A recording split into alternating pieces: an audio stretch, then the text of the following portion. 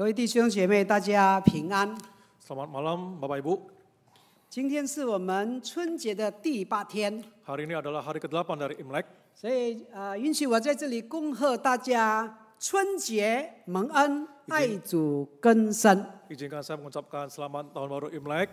Kita semakin mengasihi Tuhan dan Tuhan berkati kita. 希望我们进入新的一年，我们更加的亲近神，更加的爱神。 Dan kita di tahun yang baru, bila kita semakin dekat dengan Tuhan dan kita semakin mengasihi Tuhan. 我们参与侍奉的更加积极，还没有参与侍奉的可以加入侍奉的行列，一起来侍奉神。 Kita yang sudah melayani Tuhan, kita semakin semangat melayani, dan teman-teman yang belum melayani Tuhan, kita welcome untuk bersama-sama melayani Tuhan. 我们今天要思想的题目就是蒙召与差遣。 Dan tema yang akan kita renungkan malam hari ini adalah dipanggil dan diutus. 是从这个耶利米书第1章第4到19节。 Yaitu perikop dari Yeremia pasal 1 ayat 4 sampai ke 19. 在我们还没有听到读经听到之前，我们再次低头进入祷告。 Sebelum kita dengarkan firman Tuhan, mari kita berdoa terlebih dahulu. 天父上帝，我们满心感谢你， Ya Allah Bapa, kami sepenuh hati mengucap syukur kepada Engkau. 从岁首到年终，你看顾保守我们， Dari awal tahun sampai akhir tahun Engkau akan menjaga kami. 你给我们机会，今天晚上来到你的圣宝座前， Dan malam hari ini Engkau berikan kami kesempatan datang ke depan tahta kasih karunia-Mu. 我们可以一起歌颂赞美神， Kami boleh bersama-sama memuji, menyembah Tuhan. 为着一些事情向你祷告。 Kita juga boleh berdoa buat banyak hal. 我们这个时候要思想神的话语， Dan sebentar ini kami akan merenungkan firman-Mu. 我们需要你的话语来滋润我们的心田，来带领我们全面的道路， Kami butuh firman-Mu menuntun kehidupan kami di depan dan juga membentuk akan diri kami. 赐给我们谦卑受教的心，领受你的话语。 Berikan kami hati yang rendah hati, hati yang siap dibentuk oleh firman-Mu. 我们将祷告是完全的奉靠耶稣圣名求， Kami berdoa demikian di dalam nama Tuhan Yesus. 阿门。 Amin.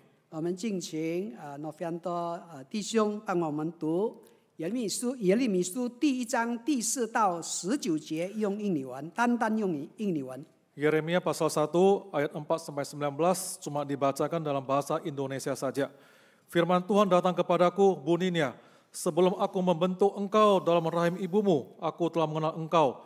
Dan sebelum engkau keluar dari kandungan, aku telah menguduskan engkau. Aku telah menetapkan engkau menjadi nabi bagi bangsa-bangsa.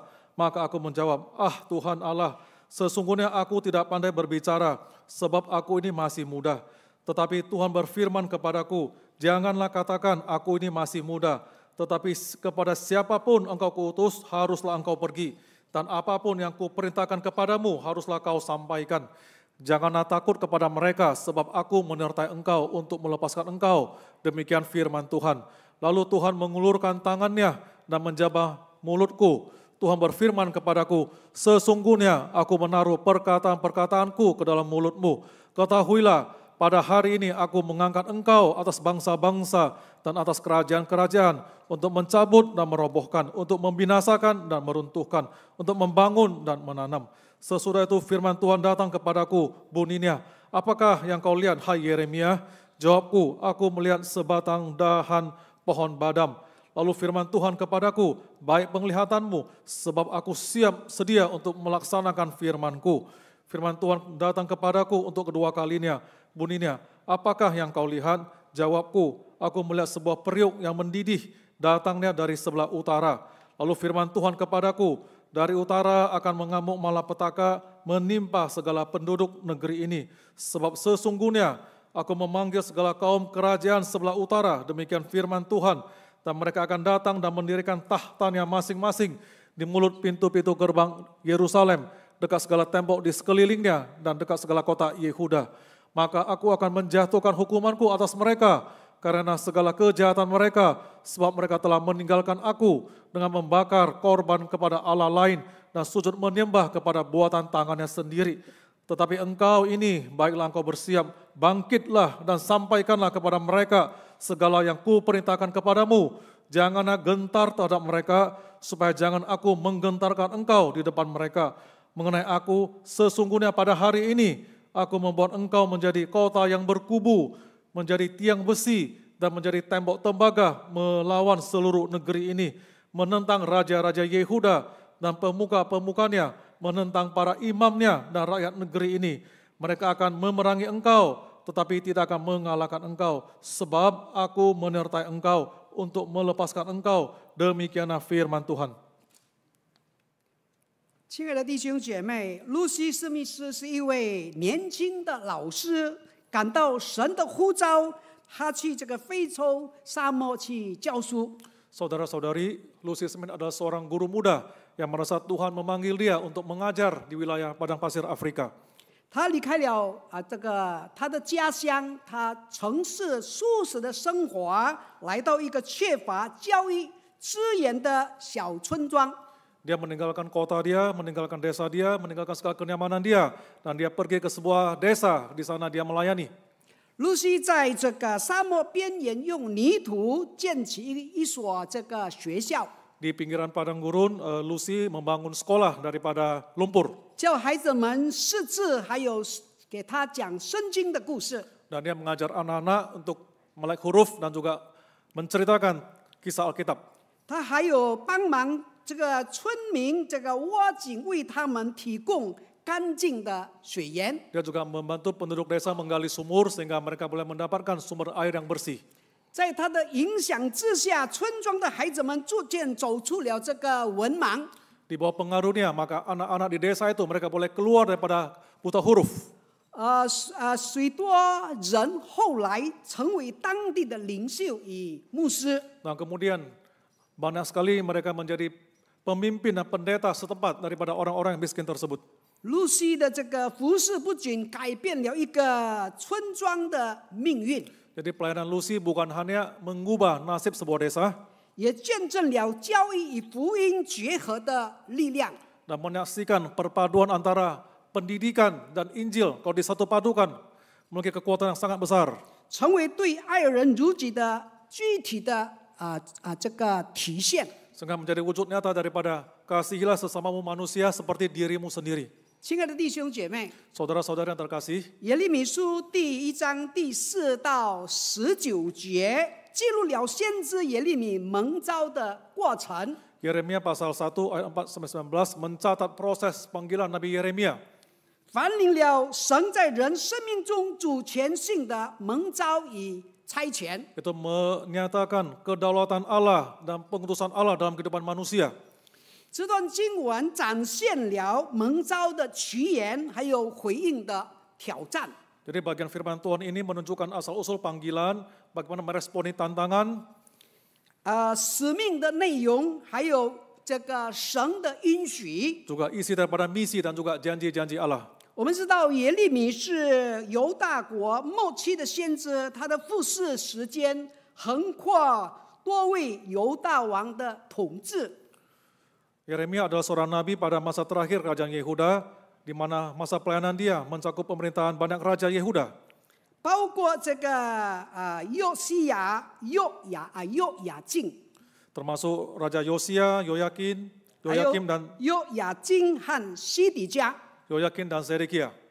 亲爱的弟兄姐妹， Saudara-saudara terkasih, 只是我们看到这个犹大王国正处于属灵的堕落、政治的败坏，还有这个道德的败坏，还有政治危机的深渊。 Jadi saat itu kita boleh melihat kerajaan Yehuda, mereka di dalam jurang kemerosotan rohani, kemerosotan moral, dan juga krisis politik. 还有巴比伦这个的威胁逐渐的这个显现。 Dan juga ancaman daripada kerajaan Babilonia yang makin hari makin muncul. 神呼召耶利米成为他的代言人，向百姓传递警告与盼望的信息。 Tuhan memanggil Yeremia untuk menjadi juru bicaranya, untuk menyampaikan pesan peringatan dan harapan Tuhan kepada umatnya. 所以这段经文不仅是历史中耶利米个人的经历， Jadi perikop ini bukan hanya merupakan pengalaman pribadi daripada Yeremia dalam sejarah, 更是普世教会和每一位基督徒蒙召与差遣的生动的这个模型。namun juga merupakan sebuah model nyata daripada panggilan Tuhan kepada gerejanya dan kepada setiap umat Kristen. 所以从这一段经文，我们要看几个重要的真理。 Sehingga dari perikop ini kita akan belajar beberapa hal yang penting. 第一点就是呼召的来源，神的主权已预定在第4到第5节。 Yang pertama yaitu Yeremia pasal 1 ayat 4 sampai 5, sumber panggilan yaitu kedaulatan dan penentuan dari Allah. 我们来看第5节，我未将你造在腹中，我已晓得你；你未出母胎，我已分辨你为圣，我已派你做列国的先知。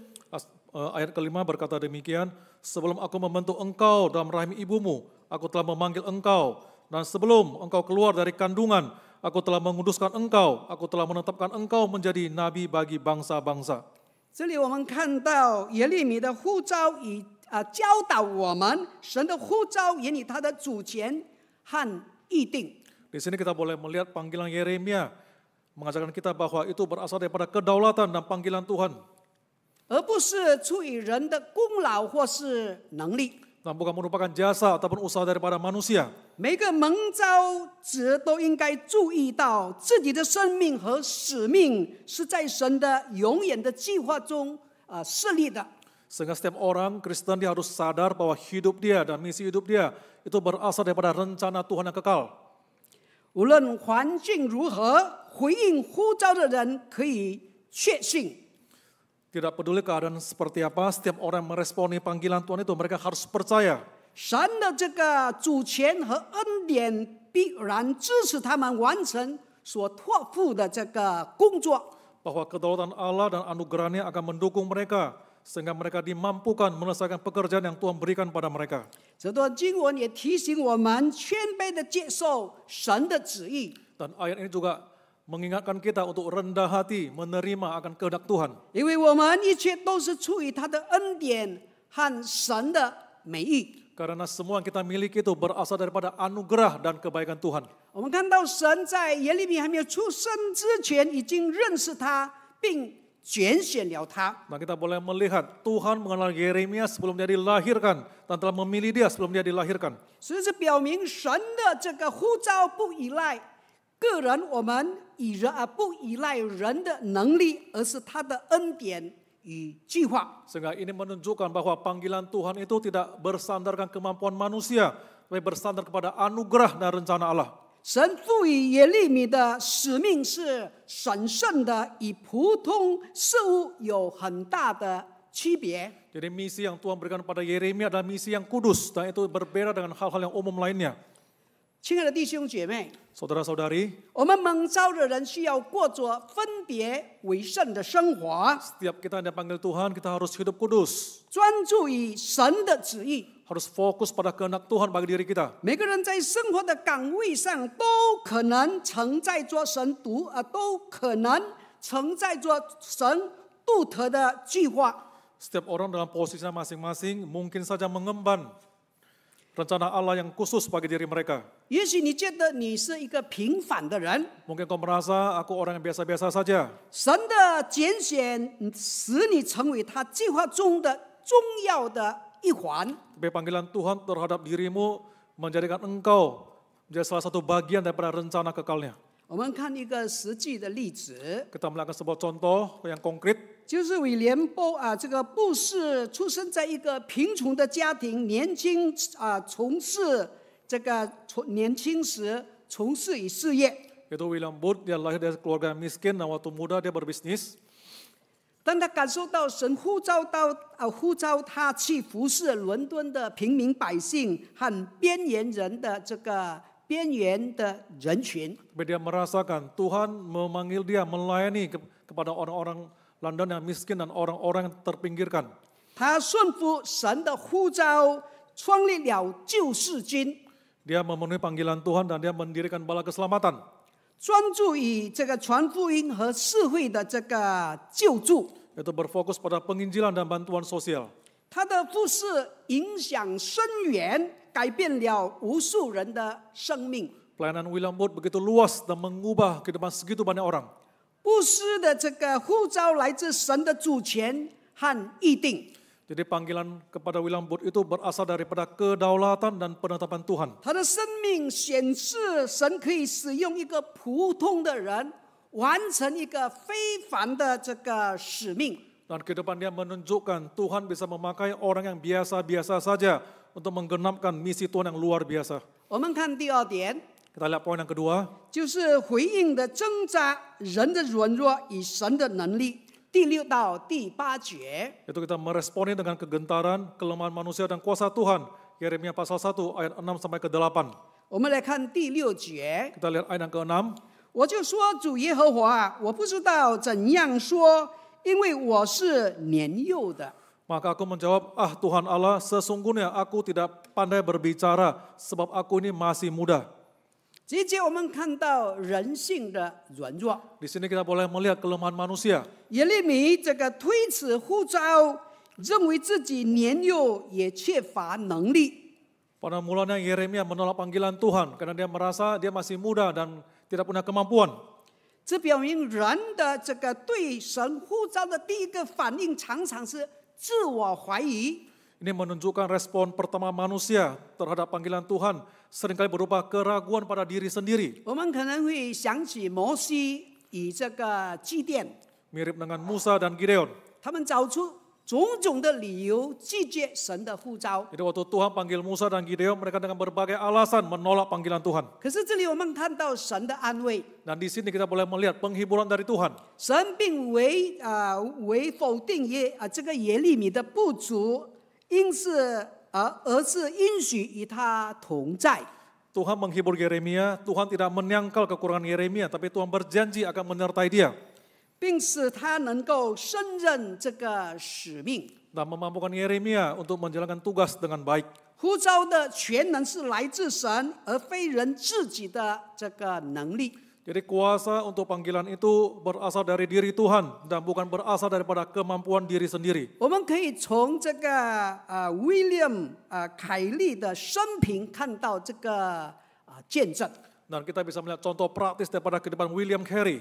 这个 William 凯利在被呼召去印度传福音的时候， Waktu William Carey dipanggil Tuhan untuk mengabarkan Injil ke India, 他遇到教会的怀疑，还有资源的这个匮乏， William Carey juga mengalami keraguan dari gereja dan juga kekurangan sumber daya. 可是他依靠神的应许，最终成为现代宣教之父。 Tapi William Carey tetap bersandar kepada janji Tuhan dan kemudian dia menjadi bapak misi modern. 亲爱的弟兄姐妹， Saudara-saudara yang terkasih, 无论你面对任何的各种的这个任务，我们若依靠自己的能力，可能会感到不足，感到无能。 tidak peduli kita menghadapi tugas apapun, kalau kita bersandar pada kekuatan sendiri, maka kita akan merasakan kita tidak mampu. 可是我们看到神的应许与圣灵的帮助，可以足以胜过一切的恐惧，让你可以勇往直前。 Tapi bersandar pada janji Tuhan dan kuat kuasa Roh Kudus, maka kita dimampukan untuk berjalan maju dan mengatasi kesulitan yang ada. 我们看第3点， Kita lihat poin yang ketiga, 就是差遣的使命拔出与在职的平衡。 misi 第9到16节， pengutusan Yeremia 1 ayat 9 sampai 16, yaitu keseimbangan antara mencabut dan menanam. 我们来看第10节。我今日立你在列邦列国之上，我要拔出、拆毁、毁坏、倾覆，又要建立在职。 Ayat ke-10, ketahuilah pada hari ini aku mengangkat engkau atas bangsa-bangsa dan atas kerajaan-kerajaan untuk mencabut dan merobohkan, untuk membinasakan dan meruntuhkan, untuk membangun dan menanam. 我们看到耶利米的工作既包括对罪恶的审判，就是拔出、毁坏， Pekerjaan Yeremia meliputi menghakimi dosa, yaitu mencabut, merobohkan, 也包括对盼望的建立在职。 dan juga termasuk memberikan harapan, yaitu membangun dan menanam. 神的这个差遣要求先知既有对不义的这个勇敢，也有对复兴的这个信心。 Misi Tuhan untuk Nabi Yeremia termasuk memiliki keberanian untuk menghadapi ketidakadilan dan juga punya iman untuk pemulihan. 这里我们看到神的工作不是单一个审判或祝福，而是重合性的，使生命得以完全的更新。Di sini kita mulai melihat pekerjaan Tuhan bukan cuma penghakiman atau cuma berkat, melainkan suatu perpaduan yang menyeluruh sehingga memungkinkan kehidupan diperbaharui secara utuh. 也许你认识这个人物，就是 Dietrich Bonhoeffer， 在世界第2次大战中因反对纳粹的政权而被关起来。 Mungkin kita mengenal Dietrich Bonhoeffer, yaitu waktu Perang Dunia Kedua karena dia menentang rezim Nazi, kemudian dia dipenjarakan. 他在监狱中写了一中的书简， Di penjara dia menulis sebuah buku yang berjudul Letters from Prison. 留下了关于门徒与牺牲深刻神学的思考。 Sehingga dia menulis buku ini mewariskan kepada murid-muridnya berupa refleksi teologis yang mendalam tentang pemuritan dan pengorbanan. 他最终被纳粹处决，成为顺服至死的榜样。 Dia akhirnya dihukum mati oleh Nazi dan dia menjadi contoh ketaatan, yaitu dia setia sampai mati. 亲爱的弟兄姐妹， Saudara-saudara yang terkasih, 信徒在生活中同样被呼召对抗这个罪恶， kita umat beriman dipanggil juga untuk menghadapi dosa. 同时也传递神的爱与神的盼望。 Saat bersamaan kita juga diminta untuk menyampaikan kasih dan pengharapan dalam Tuhan. 我们来看第4点， Kita lihat poin yang keempat, 就是神的应许与鼓励，第17到19节。 yaitu janji dan dorongan Tuhan dari Yeremia pasal 1 ayat 17 sampai ke 19. 我们来看第19节，他们要攻击你，却不能胜你，因为我与你同在，要拯救你，这是耶和华说的。 Ayat ke-19, mereka akan memerangi engkau, tetapi tidak akan mengalahkan engkau, sebab aku menyertai engkau untuk melepaskan engkau, demikianlah firman Tuhan. 神的应许与鼓励，在耶利米书第1章17到19节充分的体现了。 Kita boleh melihat di Yeremia 1 ayat 17 sampai 19, janji dan dorongan Tuhan itu begitu jelas. 神提醒我们要预备自己，并勇敢地完成神所托付的使命。 Tuhan mengingatkan kita untuk mempersiapkan diri dan dengan berani menyelesaikan misi yang dipercayakan Tuhan pada diri kita. 并毫无保留地顺服神的吩咐。 Dan kita harus tanpa syarat mentaati akan perintah Tuhan. 这里我们看到神提醒耶利米，惧怕人会削弱他的信心。 Kita melihat bagaimana Tuhan mengingatkan Yeremia, kalau dia takut akan orang lain, maka itu akan melemahkan imannya. 甚至使他在敌人面前失去了力量。 Bahkan bisa menyebabkan dia kehilangan kekuatannya di hadapan musuh-musuhnya. 神的话语带着警告，表明信靠神才能够真正胜过一切的恐惧。 Firman Tuhan itu memberikan peringatan, jadi bersandar pada Tuhan bisa menolong dia mengatasi segala ketakutan dia. 亲爱的弟兄姐妹， Saudara-saudari, 当我们面对压力或这个反对的时候， waktu kita menghadapi tekanan ataupun pertentangan, 我们要专注于神的同在，而不是人或是环境的威胁。 kita harus fokus pada kehadiran dan penyertaan Tuhan, bukan fokus pada keadaan ataupun ancaman manusia. 惧怕人会带来属灵的失败，而依靠神，使我们可以得胜。 Kalau kita takut pada manusia, maka kita akan gagal secara rohani. Kalau kita bergantung pada Tuhan, maka kita akan mendapatkan kemenangan. 我们看神的应许， Kita melihat janji Tuhan, 属灵的坚固，神用3种强大的防御结构，就是坚城、铁柱、铜墙，形容耶利米。 janji Tuhan benteng rohani, Tuhan menggunakan 3 struktur pertahanan yang kuat, yaitu kota yang berkubu, tiang besi, tembok tembaga untuk menggambarkan Yeremia. 表明他将因神的能力而坚强不屈。 Menunjukkan bahwa ia akan kuat dengan kekuatan dari Tuhan dan dia tidak akan menyerah. 虽然他面对的敌人是强大的，但神已经赋予耶利米超自然的这个灵性与眷顾。 Sekalipun musuh kuat, tetapi Tuhan telah memberikan kekuatan rohani yang supranatural kepada Yeremia. 亲爱的弟兄姐妹，我们无论面对怎样的挑战，神都会赐给我们足够的力量与属灵的装备。 Saudara-saudari, apapun tantangan yang kita hadapi, percayalah Tuhan memberikan kita kekuatan yang cukup dan perlengkapan rohani untuk berdiri teguh di tengah konflik dan kesulitan. 使我们在冲突和困难中屹立不倒。 Yaitu supaya kita teguh di tengah konflik dan kesulitan. 我们来看神的鼓励， Kita melihat dorongan dari Tuhan, 胜过攻击，在第19节， yaitu di ayat ke-19 kita menang atas serangan. 神清楚地告诉耶利米， Tuhan dengan jelas beritahu kepada Yeremia 他会遇到这个反对和攻击， bahwa Yeremia akan menghadapi tantangan dan serangan, 但这一些攻击不会成功的。 tetapi serangan ini tidak akan berhasil. 原因是在哪里呢？ Apa alasannya? 原因是我与你同在。 Alasannya yaitu Tuhan menyertaimu. 神的同在和拯救是他胜利的保障。 Jadi penyertaan Tuhan dan keselamatan dari Tuhan adalah jaminan kemenangan Yeremia. 亲爱的弟兄姐妹， Saudara-saudari, 对于每个属神的人而言，反对与困境是不可避免的。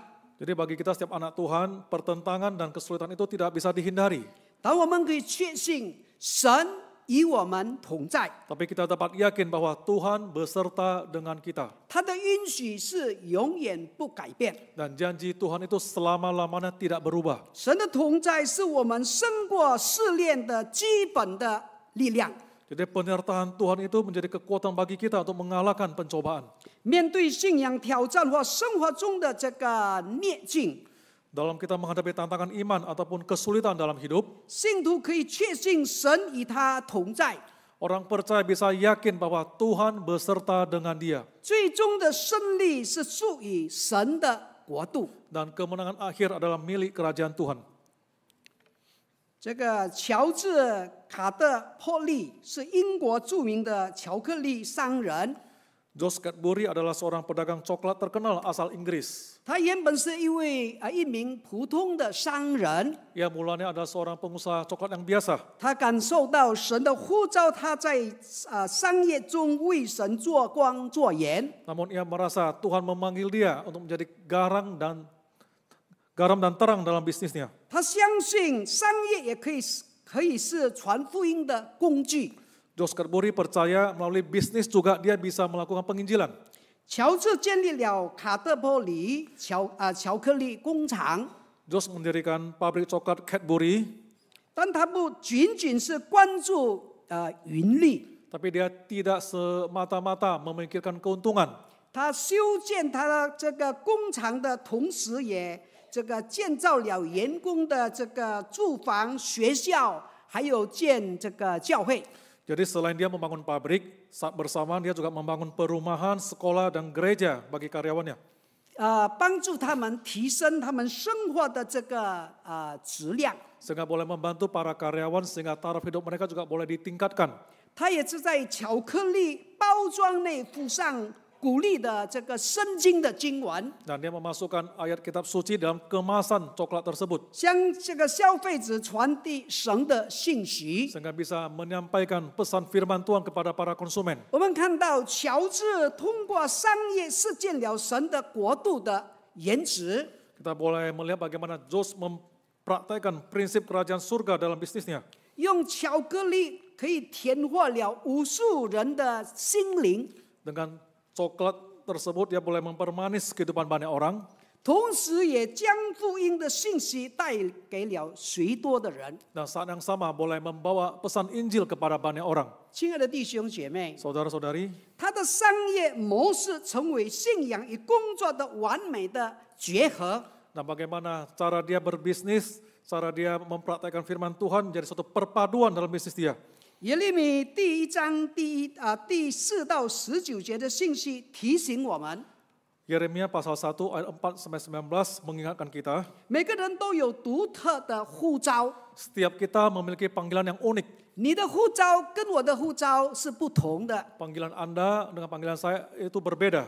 无论看似是多么的平凡， Tidak peduli kondisi biasa-biasa saja. 耶利米的经历教导我们， Pengalaman Yeremia mengajarkan kita, 无论环境如何险恶，神的旨意必然成就。 tidak peduli kondisi lagi sulit, lagi berbahaya, kehendak Tuhan pasti akan digenapi. 神的恩典足够支持每一个人被呼召的人完成使命。Anugerah Tuhan cukup adanya dan memampukan kita, setiap orang yang dipanggil untuk melaksanakan misi dengan baik. 每位基督徒都应在生活中寻求神的呼召， Setiap orang Kristen hendaknya mencari panggilan hidup dia dalam diri Tuhan. 忠心的回应，成为神国度的工人。 Dan boleh meresponi dengan setia dan menjadi pekerja Tuhan yang setia. 因为神的荣耀都能透过我们的生命彰显出来。 Sehingga melalui kehidupan kita, kemuliaan Tuhan itu boleh dinyatakan. 巴不得我们要认定我们每个人的呼召， Sehingga kita harus pastikan panggilan diri kita masing-masing itu apa. 然后我们就受神的差遣，可以成为世界的光、世界的盐。 Dan kemudian kita menerima pengutusan Tuhan, kita boleh menjadi garam dan terang dunia. 下个礼拜就是2月12号，我们有这个布道会。 Minggu depan, tanggal 12 Februari, kita ada sebuah KKR. 如果开一个布道会来的都是已经信主的这个会友， Kalau kita adakan KKR, yang datang itu semua orang yang sudah percaya. 当然这个布道会就没有什么作用了。 Nah, kalau begitu maka KKR ini tidak berguna. 所以鼓励弟兄姐妹下个礼拜带新人来参加这个布道会。 Sehingga saya mendorong Bapak Ibu minggu depan ajak orang baru datang ke sini. 下个礼拜刚好也是元宵节， Nah, minggu depan berketepatan dengan Cap Gome. 所以我们可以邀请人来参加我们下个礼拜的布道会。 Nah, kita boleh mengajak orang-orang di luar boleh datang kepada KKR kita. 如果你需要这个请柬的话，或是邀请卷的话，等下聚会结束，可以在外面跟招待员领取这个邀请卷。 Nah, kalau Anda butuh undangan, nanti di depan sana bisa ambil undangan dari Aser untuk mengajak orang-orang yang baru. 愿神赐福他的话语，也赐福弟兄姐妹。 Ya, Tuhan memberkati firman-Nya dan juga memberkati setiap kita. 我们再次低头进入祷告。 Kita kembali tundukkan kepala dan kita berdoa. 天父上帝，我们满心感谢你， Allah Bapa, kami sepenuh hati bersyukur padamu. 你呼召我们每个人 Engkau memanggil setiap kami 成为你手中的器皿， menjadi bejana di tangan-Mu. 让我们每一个人在我们的岗位上可以为主发光，成为这个世上的盐。 Sehingga setiap kami dalam posisi kami masing-masing boleh menjadi garam dunia. 在我们的生活在我们每个人的生活，可以这个影响人来认识耶稣基督。 Dan juga dalam kehidupan kami sehari-hari kita juga boleh mempengaruhi orang lain, boleh datang mempercayai Yesus Kristus. 在我们每个人的职场，我们可以为神做见证。 Dan juga dalam setiap pekerjaan kami juga boleh bersaksi demi nama Tuhan. 求神带领赐福我们每一个人， Karena Tuhan memimpin dan memberkati setiap kami. 让我们在你的手里成为合用的器皿。 Sehingga kami di tangan Tuhan menjadi bejana yang Tuhan berkenan pakai. 我们再一次把下个礼拜的布道会全然的交托， Kita juga serahkan akan KKR pada minggu depan. 让你这个赐福带领下个礼拜的布道会。 Ya, Tuhan memberkati dan memimpin akan KKR di minggu depan. 我们这样祷告是完全的奉靠耶稣圣名求， Kami berdoa demikian di dalam nama Tuhan Yesus.阿门。 Amin.